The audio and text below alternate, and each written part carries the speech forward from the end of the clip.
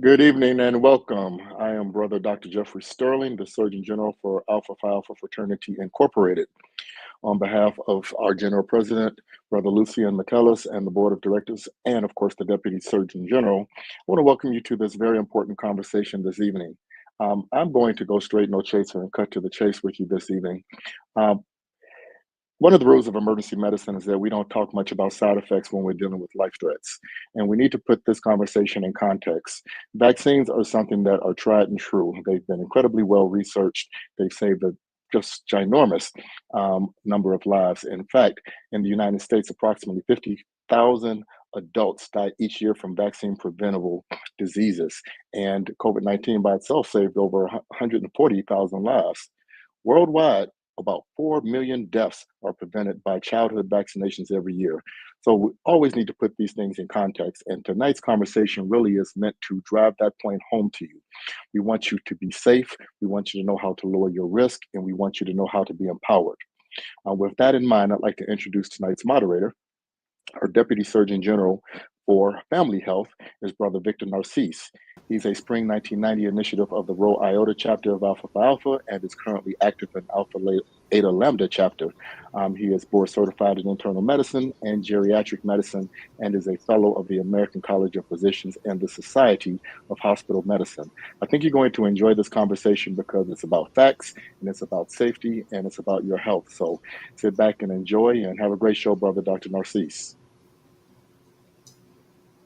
Thank you, brother. Tonight I come to you with sobering words in an uncertain time. Today we've heard in Texas that the first measles death since 2015 has occurred in a child, and there are currently 124 cases of measles in West Texas. Worldwide, we understand that vaccinations save lives. It's one of the things that our society has done best to save lives. Worldwide, childhood vaccinations prevent about 4 million deaths a year. And between 2021 and 2030, about 50 million deaths could be prevented through appropriate immunization. And despite the fact that vaccine preventable deaths have increased since 2000, measles, mumps, and rubella in particular, and that about 100 to 200,000 individuals die of measles a year, we still are missing opportunities to save as many lives as possible. Also in the United States, influenza vaccination prevents millions of diseases. We're in the middle of a high severity influenza outbreak in the United States, and we're seeing this in our hospitals. We could go on, whether you're talking about diphtheria, tetanus, and pertussis, or you're talking about meningitis. There are opportunities throughout our health spectrum of saving lives of children and adults that we're not taking advantage of. So to join me tonight, I have two individuals. One is Dr. John Clark. Dr. Clark is a graduate of Baylor College of Medicine and works as a dedicated pediatrician here in Texas. He's a fellow of the American Academy of Pediatricians. Also joining me is Dr. Rob Carter. Dr. Carter is a distinguished biomedical scientist dedicated to advancing public health outcomes and has worked in the healthcare space throughout our society, and we appreciate their input and their perspectives.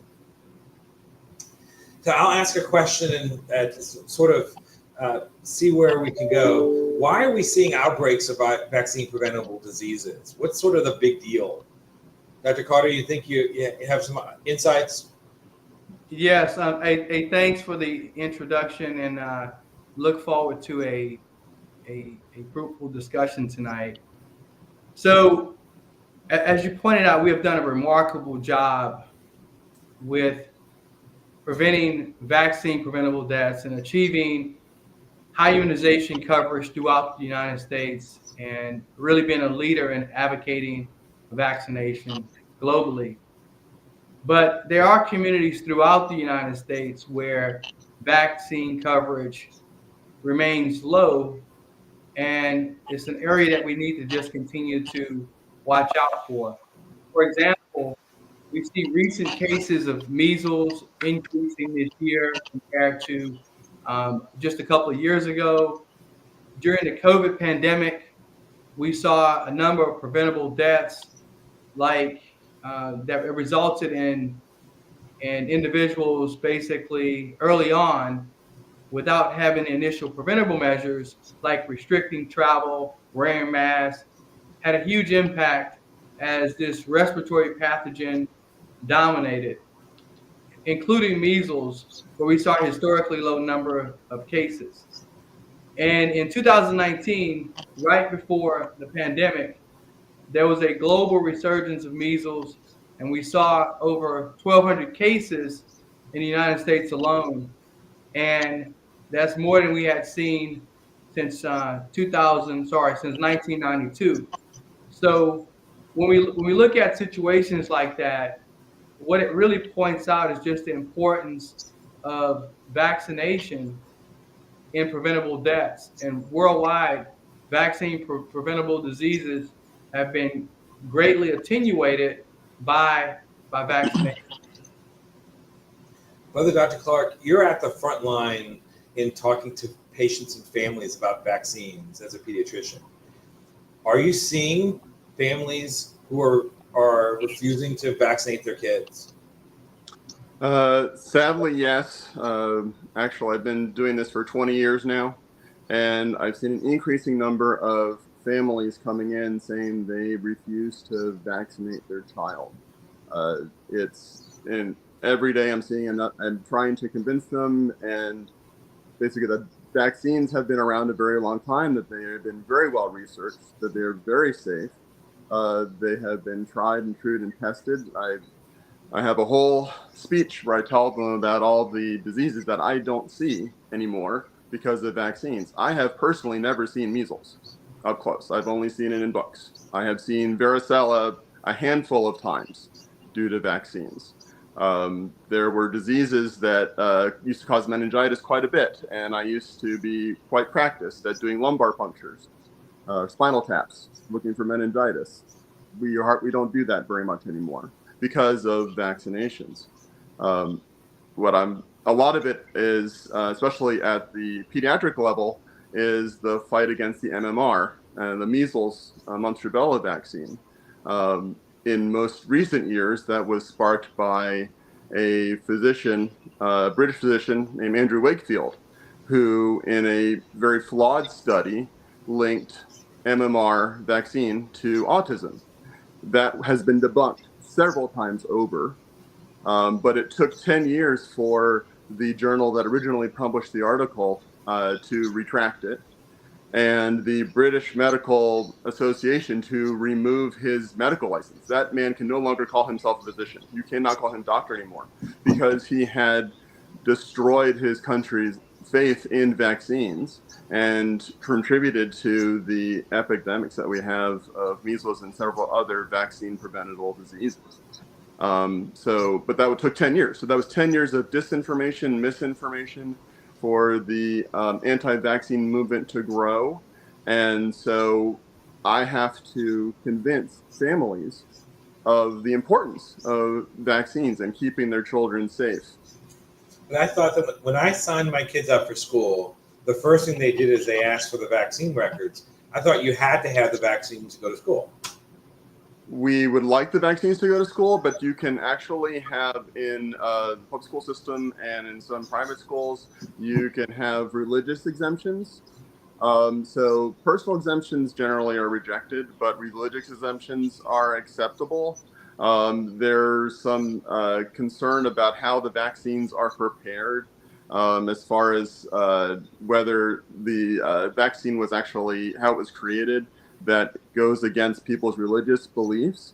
And so you can state that religious exemption.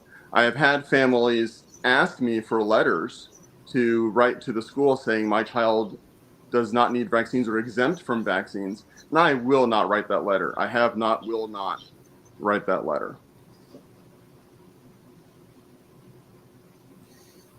Do we have a sense? Let's talk about measles, because that's the big topic in Texas. Can you give us a sense, Brother Clark, of how well do the measles vaccines work? The measles vaccine works exceptionally well, actually, and has definitely. When the vaccine was used at its heyday, when everybody is taking the vaccine, you basically don't see any measles at all. Like I stated, because most people up until recently were taking the measles vaccine, we hardly ever saw it. It was a rare occurrence that someone had the measles vaccine, had the measles disease. I think maybe take a step back for a second and talk about kind of why you take a vaccine in the first place is basically to keep yourself from getting sick. The way the measles enters your body and replicates. If you've not been vaccinated, the virus is going to propagate. It's going to replicate, make many, many hundreds of thousands of copies of itself. And the immune system is doing two things. One is it's trying to fight the virus, suppress it, keep it from replicating. That takes a while. And during that time, the virus is injuring the body. It's giving you coughing, runny nose, congestion. It's giving you pneumonia. It's giving you meningitis or encephalitis, which is inflammation of the brain, pancreatitis, and various other diseases. And then hopefully, if the immune system is successful, it will calm that virus down and you will recover. The second thing the immune system is doing is it's creating memory so that if it encounters the virus again, it will be able to fight it more quickly, and so you won't get as sick. So the whole point of immunizations is so that is to give your body, introduce a attenuated version of the viruses so that your immune system can see it, create that memory, and so when it does see measles, it can battle it and can fight it off before you, and so you won't get seriously sick, prevent you from having the serious complications of measles and hospitalization and death. So why get vaccinated? Two big reasons. One is self-preservation, to keep yourself from getting sick, okay? So that when the virus comes at you, you will be less likely to get ill. So the folks that are in West Texas right now, the folks who have not died, have not been seriously hospitalized, have been fully immunized against the measles, mumps, rubella, have been fully immunized against measles with the MMR vaccine. So the vaccine actually works. It's doing its job. The second reason is to protect the community and herd immunity, and maybe Dr. Carter can explain it further, but basically it keeps the virus from being able to spread to other people. And so eventually the virus has nowhere to go and it dies down. And so that herd immunity is what protects the community and keeps the virus from propagating, so we don't have these measles outbreaks. The problem with herd immunity is you have to have 95 to 98% buy-in, people immunized with the MMR vaccine in order to have that herd immunity, that protection. Out in West Texas, it's about 80 to 85% of people who have been immunized. So that's why it's spreading so far. Brother Enya asked, how are religious exemptions verified or validated? I don't think that they have to be. I think you just state that I have a religious exemption. I require a religious exemption, and you don't need a letter from your priest or pastor or religious official. Much like a person who refuses to get a blood transfusion for their religious faith, they don't have to prove that. They just have to say that this is the reason why. And so it's not a surprise that in many times the outbreaks happen in small communities that have a shared faith background. That's correct. Brother Narcisse, I have a question for you as a internal medicine physician. First of all, have you seen any cases throughout your career of measles? And if you could just also discuss, how does the protection from measles vaccine last your entire life? Does it last your entire life? So just, if you could just. Sure. I would tell you that I come from a generation of physicians who've never seen measles. Measles were officially eradicated from the United States in, I think it was in 2000 or thereabouts. Yes. So for the majority of my my medical career, it was thought to have been eliminated because we kept the herd immunity, community immunization rates over the 93 or so percent. The way that this works is by exposing your immune system to parts of the virus. Your immune system then remembers that exposure, and then when it sees that part of the virus in the future, it attacks it and kills it. That works pretty well, and as a result, about 8% of the individuals, only 8% of the individuals who ever have measles in the United States have been of the group who received one dose of the vaccine.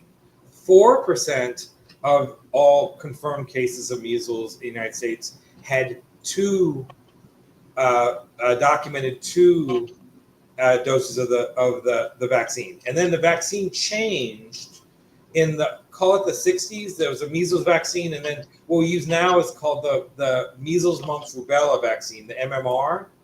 And that is thought to be even more highly efficacious. So 88% of the cases in the US were unvaccinated. So the vaccine works pretty well in our experience. There are people for whom we think it works so well that you never need to like double check.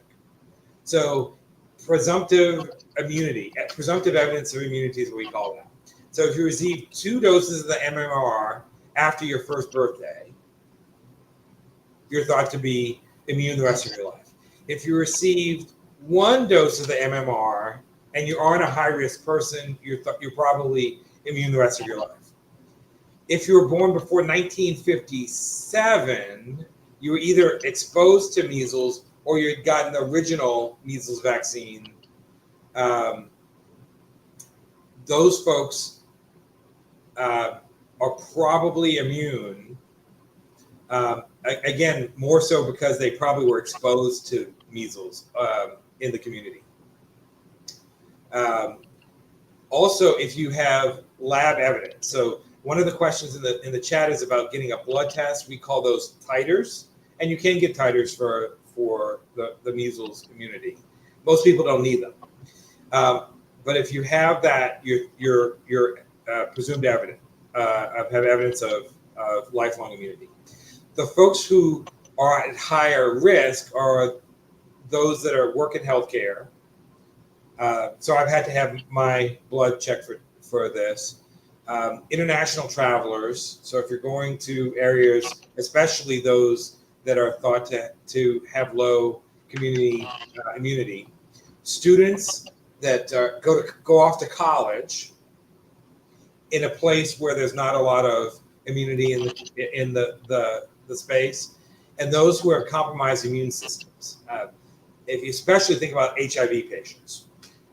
Some people have argued that maybe that should apply to cancer patients. That's a more nuanced conversation that we need to have with your healthcare provider. But if you have HIV and your immune system is compromised, those folks may not have lifelong immunity, and those folks definitely need to have their titers checked. They need to be monitored very, very carefully after exposures.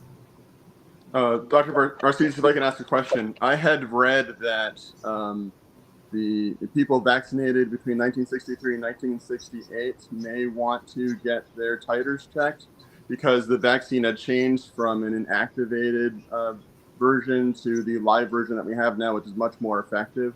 Would you say that those folks should get their titers checked? I think that that's reasonable, particularly if they fall into one of the higher risk groups. But I think those folks getting titers is a reasonable thing to do, especially if they're doing high risk activities such as being around grandkids or infants who are right. Naturally at higher risk of contracting the complications. You know, we've never seen, I've never seen these cases in person. We just learned about them in school, right? But what we know about the measles is it's highly contagious. Highly contagious. Remember during COVID, we used to talk about these R knots, and there would be like a community measure in the Harris County and other places of how likely it is to get infected. So the R naught means that I, as one individual who's infected, how many people am I likely to infect? And we would look at R naughts of like 2 or 3. For measles, it's a double-digit R naught. Some people would say 12, and so it's highly, highly, highly contagious. And so the things that I always think about with measles, the fever, the malaise, the cough, rhinitis, sort of runny nose, those things look a whole lot like the common cold. They look a whole lot like the flu, and it's really hard to distinguish them, especially early. The thing that always struck us in school is when we had those typical exanthems. They had these rashes that are kind of blanching, and they're red, and they're all over the kids' bodies, their face, their chest, their back, their arms. And once you see that, that's something very different than the flu. That's very different than the common cold. And folks can get very, very, very sick. And again, 90% of people who are susceptible to getting the measles will get it after they've had an exposure. Right. So it's kind of a big deal, and that's why measles in public spaces. People might remember there was an outbreak at Disneyland a decade or so ago, and that everyone was very, very worried about. And you can get, it takes a long time to get sick from the point in time when you got exposed to the time the symptoms started. Do you recall all that, Dr. Clark? You want to walk us through what the stages of measles might look like, or? Well, sure. So after exposure, there is what we call a refractory period of about 2 weeks where the virus is in you, but you aren't sick. And then what will happen is you start having some symptoms. Classically, we call it you get the runny nose, the coughing, kind of a pink eye, inflamed eyes, and a sore throat. And that lasts about 3 days or so. And then your fever goes up and you get the classic rash, or the stereotypical rash. Tends to start in the head and then move down. And that fever can go up pretty high, 104, 105. You get these little spots in your mouth. We call them Koplik spots. Kind of a red base with a little central purple spot, and it's a little hard to pick out. And then you get super sick. So people can have bad complications. So they can have the fever, the cough, the congestion, basically look like you have the flu, plus the rash, of course. Or you can get all the bad complications. So pneumonia, pancreatitis, and then the really scary one is the encephalitis, where you get the swelling of the brain and the inflammation of the brain. And recovery can actually take about a week to 10 days. And you're just miserable the whole time. So, and it's pretty ugly. Brother Narcisse, I have a question for you. So you mentioned R naught, and for some individuals, they may not fully understand that. Could you walk us through, for example, if one individual has measles, and as Brother Clark pointed out, there's this incubation period, this period where the individuals are contagious. Could you just kind of give us an idea if one individual is infected with measles, is contagious, and they actually attend an elementary school, 5th grade? What does that look like specifically in a community where you have low vaccination rates, say 70, 75%, 80%? Yeah, the reality is that one person who's infected, if the R naught is 12, that means that they're going to spread it to likely to 12 other people. So in one kid sick in class is going to give it to half of the class. Mm-hmm. And then, of course, because those people aren't immediately isolated and quarantined, because no one really would recognize they have the measles, one of those other kids is going to essentially give it to the other half of the class. So it just takes one person in close proximity to the others. Essentially, the entire class, the entire grade is going to get sick, and unless they have uh, well intact immunity because they've gotten the MMR, everyone's going to get sick. So if you've ever watched a movie like Outbreak and you see like the whole map of the United States turns red because somebody gets sick, these kinds of things can happen. And one of the things that's actually protecting this particular community in West Texas is that they're kind of isolated in West Texas, where the next town is lots of miles away, and so everybody in their community is sick, but it hasn't jumped to as many communities as it could. But now they're starting to see cases in as many as 9 different counties in Texas. So the experts are actively working to try to identify cases and keep those individuals separated from others, and trying to vaccinate as many people as possible in those communities. Now, the immunity doesn't work instantaneously. It takes some time. And so that's one of the things that people will sometimes get confused about. I get patients all the time saying, I took the flu vaccine and then I got the flu. I get that every year. And the reality is the flu vaccine takes 2 or 3 or 4 weeks to really work well.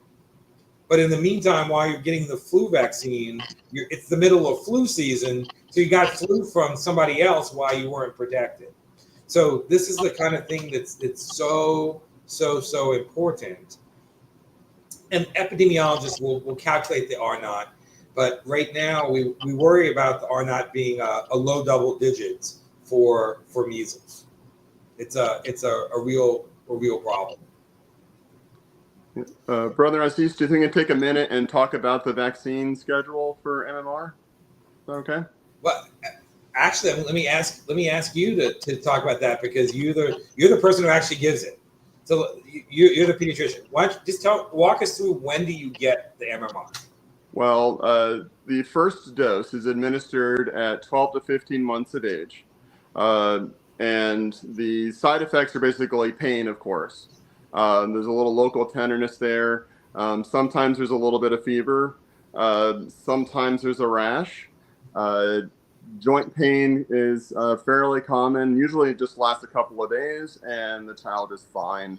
And usually no problems. My children have had the MMR vaccine. I've given it to several people, and very rarely do they have any serious significant side effects.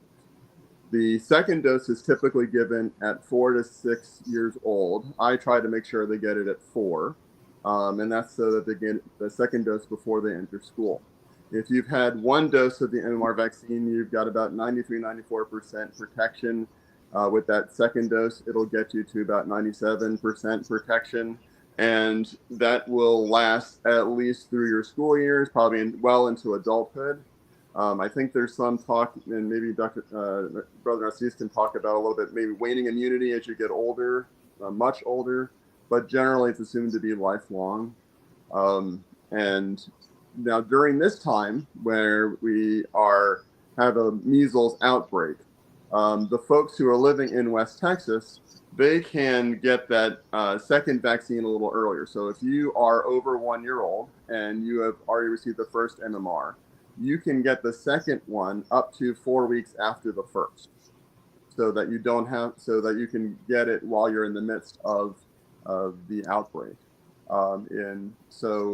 But we usually will still recommend getting that dose at 4 to 6 years old anyway, even though you've had that second dose earlier.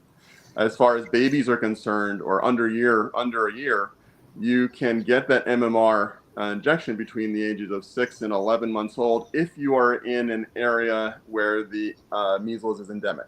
So if you were going to another country where measles was running around, you could get the MMR shot then for protection. Probably the folks out there could get it. But here in Houston, where there is no official outbreak of measles, you could, those children, we're not advising that children get the MMR vaccine early, or basically outside of the current schedule. So I think, I don't know if you can see the vaccine schedule on your screen. If so, yeah. You can see this dose is the one you're talking about, the MMR. And it's given in a panoply of these other immunizations, and that's one of the questions that comes up all the time. Is it safe to get so many vaccines all at once? Oh, yes. Yes, they've done studies on this. We know it's safe to give these vaccines at one time.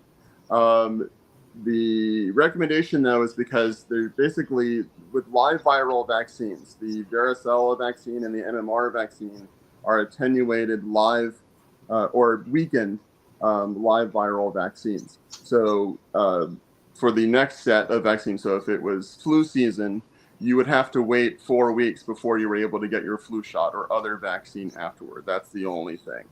But I often give, we have a set schedule that we do in the office. Every office is a little bit different.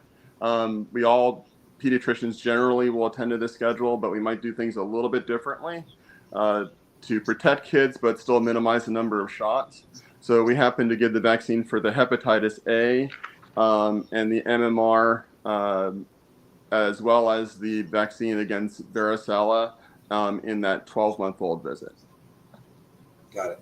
I just wanted to show very briefly, this is what that measles exanthem looks like. Yes. And the kid feels miserable. So it looks ugly, and the child just feels terrible. Got it. Brother Narcisse, we continue to see Brother Clark hit on this, but I just want to touch on this while we have time, because I think one of the major challenges in the United States is a fear of vaccination. Periodically, you'll see cases where individuals may have been vaccinated, and there's some association of some timing where they were maybe diagnosed with irritable bowel syndrome, diabetes, and other chronic conditions that then parents will link those conditions to the timing of the vaccination. And so it's typically those cases, and I think you pointed out this as well, someone would get vaccinated, then they get sick, so then they associate the vaccination with some condition that may have been ensuing, and they build that relationship, and sometimes that becomes their platform in their campaign against vaccinations. So Brother Clark or Brother Narcisse, what are your thoughts? I mean, how, as medical professionals, healthcare professionals, public health professionals, how do we, in this time of uncertainty around vaccines, just how do we address this collectively?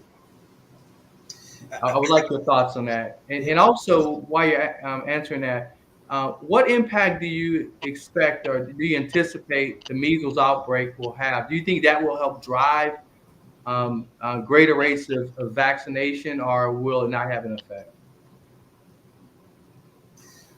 Well, it's clear that that there's real fear. Fear has been introduced, and once it has been introduced, it, like the virus, spreads through the community.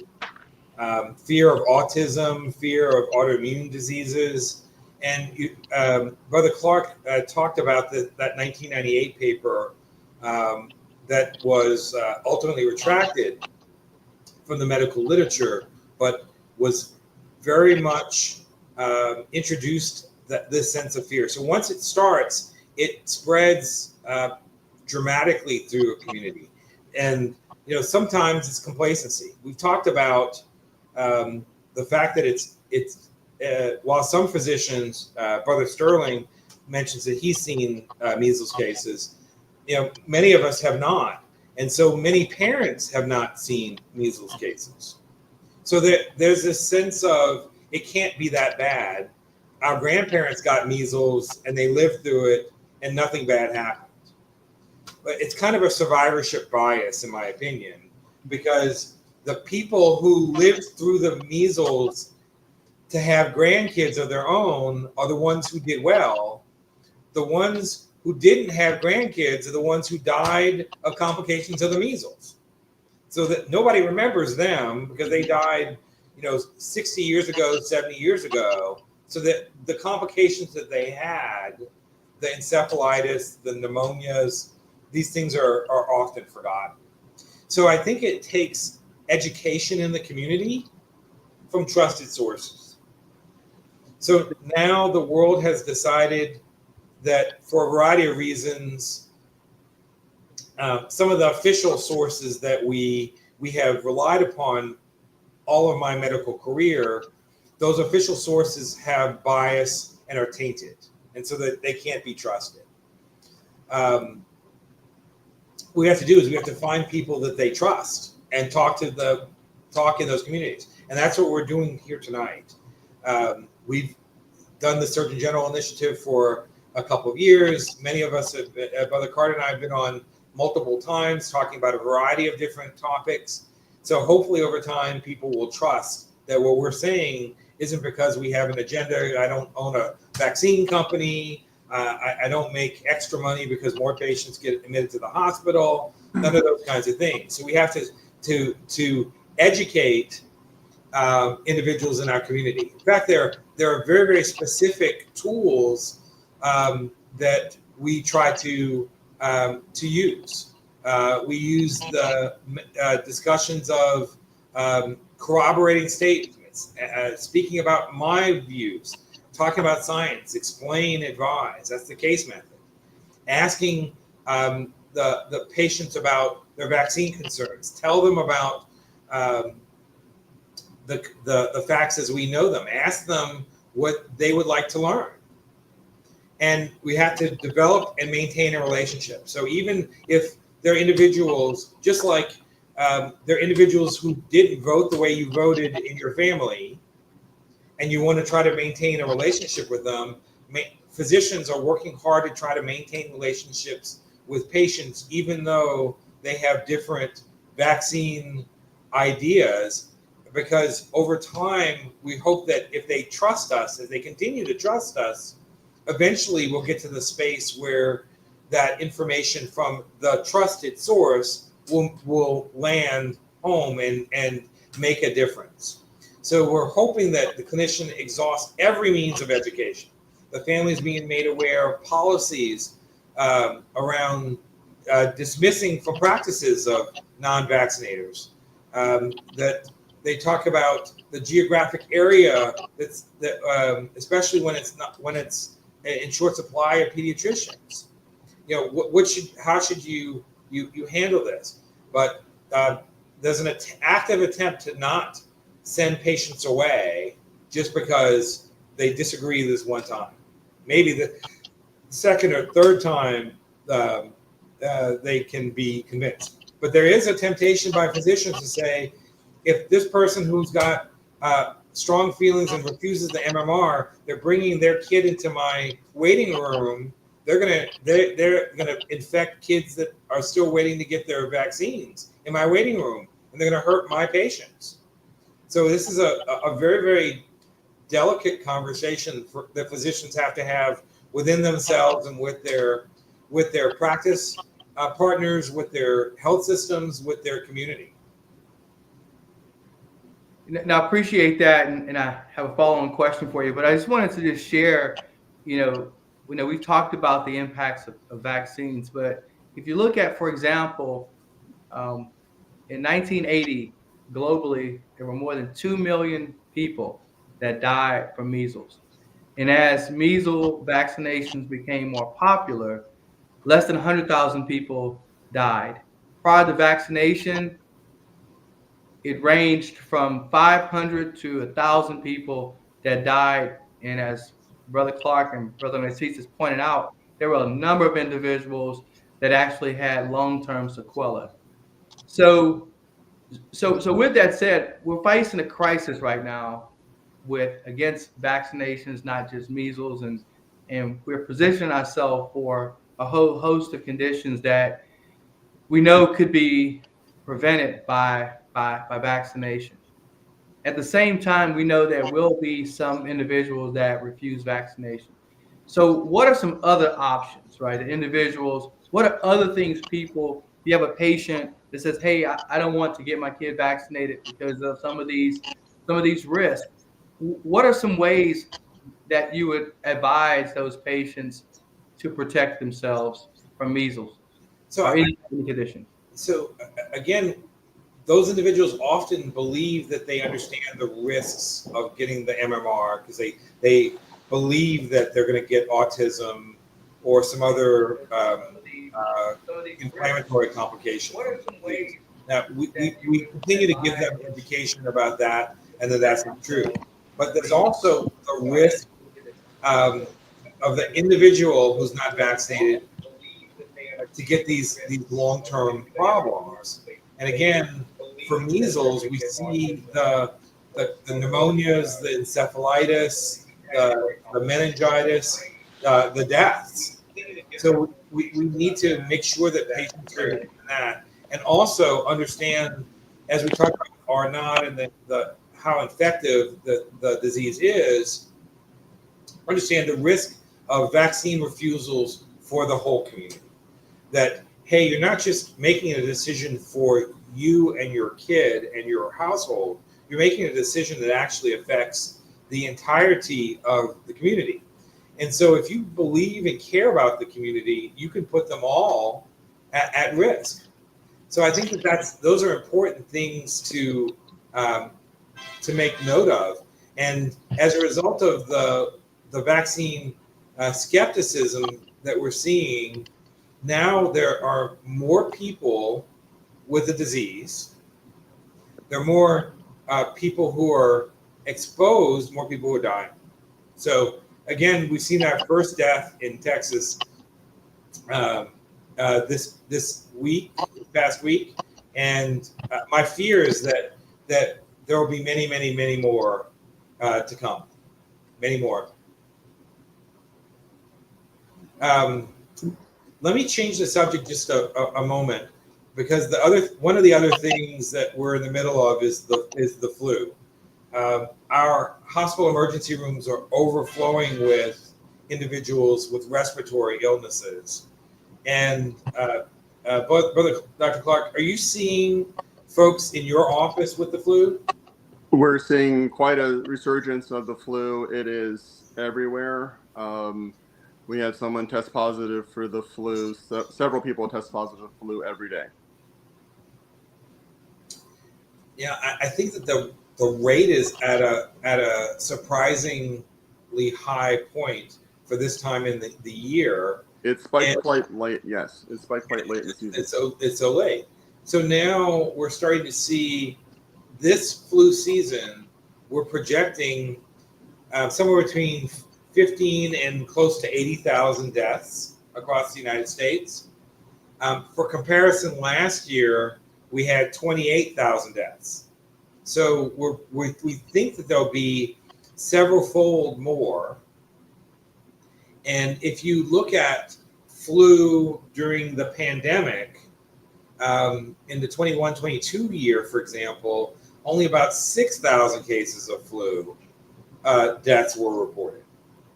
Now, in a typical year, 30,000 is what we'll see, but right now the projection could be as high as double. So flu is a significant issue. And around my hospital, the reason why that's been a conversation is that the getting the flu vaccine is one of the things that helps protect people against the flu. Now, that doesn't mean you never get sick if you get the flu vaccine, but people are much less likely to die. One of the things that happened in the last 24 hours is the committee that decides what to put into the flu vaccine meets every year in March to plan the fall-winter flu vaccine, and the meeting was canceled. So it's unclear right now how the flu vaccine is going to be developed and produced for this upcoming flu season. There'll be much more to come about that, but the flu is the flu vaccine is highly protective, and we get as a healthcare provider, we get the flu shot every year without fail. In fact, so much so that if you don't get your flu vaccine and you don't have a medical exemption, religious exemptions don't work. A medical exemption, then you can't work in the healthcare space with other patients. You can do a job in a cubicle or an office somewhere else, but you can't be around patients. I think it's also important to mention the expectations of vaccines. When you get the flu vaccine or one of the other vaccines we're talking about, it's not to keep you from getting sick entirely. You are not, if you have the flu vaccine and someone with the flu coughs in your face, it does not give you 100% protection. The point of of vaccines is to keep you from getting deathly ill, from getting super sick, preventing you from having to be hospitalized or prevent the serious complications of those viruses. So you may still get a little fever, you still may be sick for a few days, but not nearly as bad as if you had not been vaccinated at all. And so that's also part of the problem, part of the issue I'm trying to overcome in the office. I still got the flu, or I still got this infection, I still got COVID. But the question is, did you end up in the hospital? No. Did you get pneumonia? No. So the vaccine did its job. And so setting reasonable expectations for vaccination while you get them is also important for the education.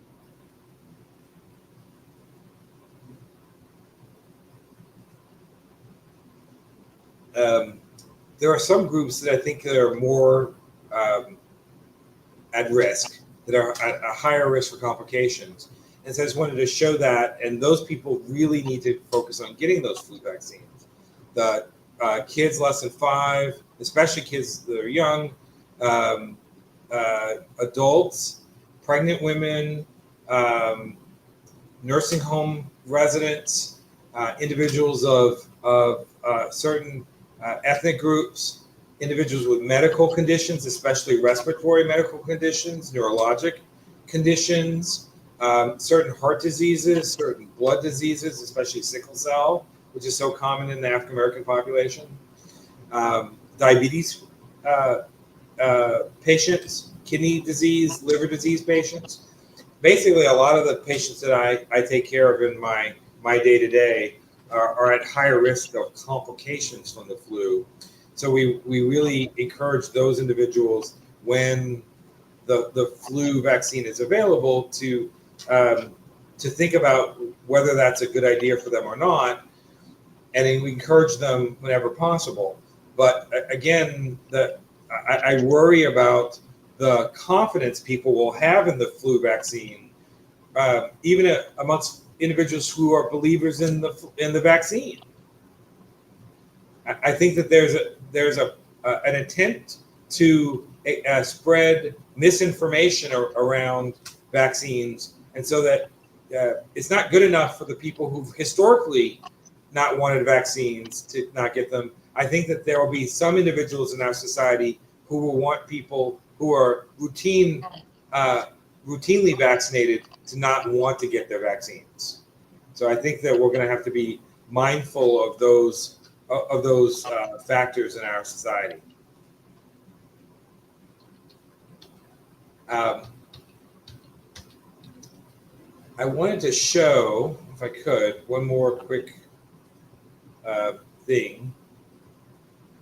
It's not everyone in the world who makes a decision, I don't want a vaccine. But you can see, this is a few years ago, the rates of vaccine hesitancy. And it's clear that, while it's coming up, that there are communities where this message is more difficult to get into.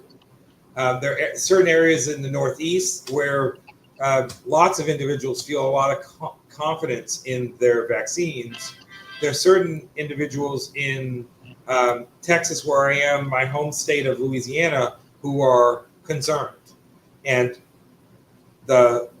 some states, Louisiana is one of them, have made a decision not to encourage individuals to get seasonal vaccinations.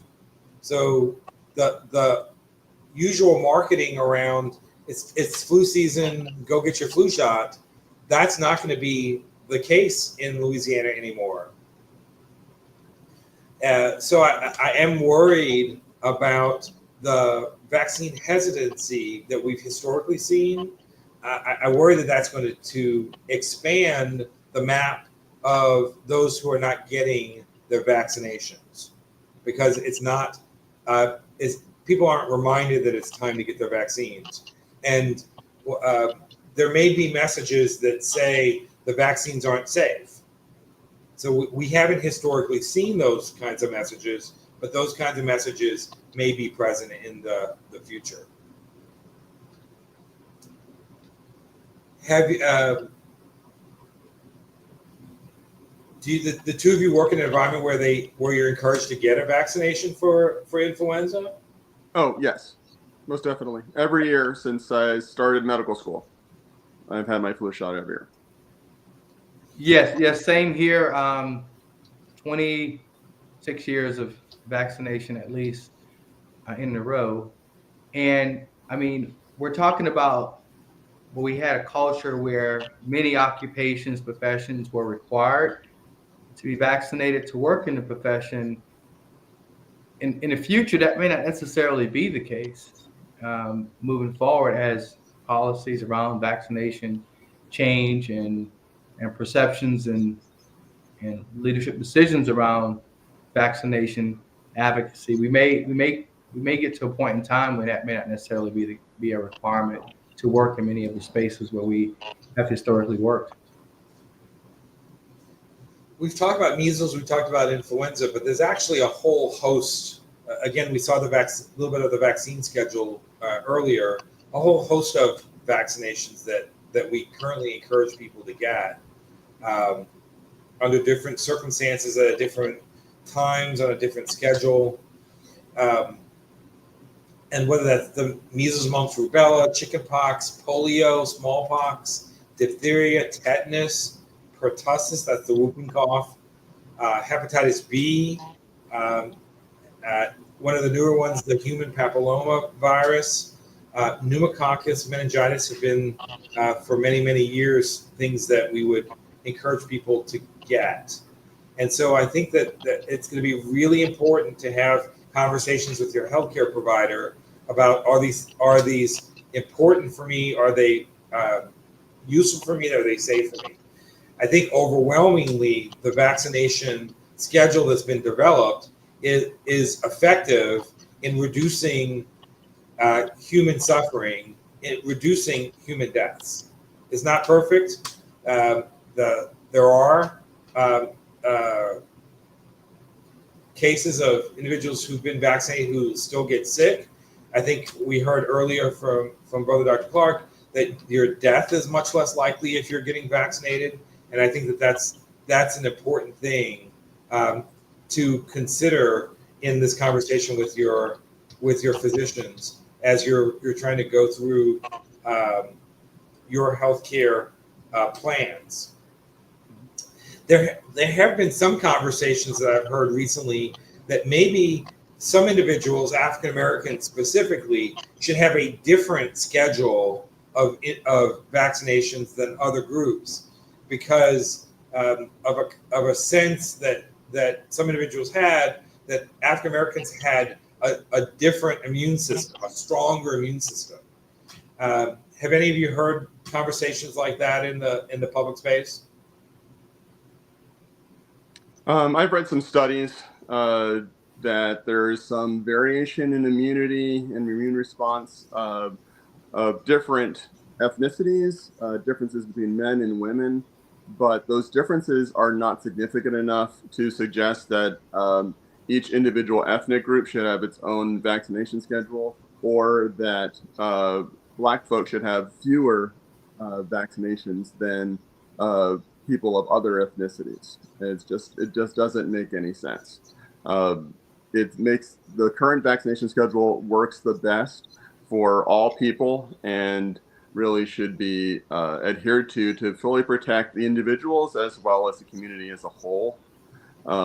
And if I could take a minute, I wanted to just mention that as we're trying to convince folks to get vaccinated, it's not just us as physicians and healthcare workers, it's also our families. So when we're trying to convince our uncles and aunts and grandparents and brothers and sisters, I think it's very important that we're not denigrating them and making fun of them or telling them that they are ignorant and uninformed for deciding not to vaccinate. A lot of it is just because they're not having the right information.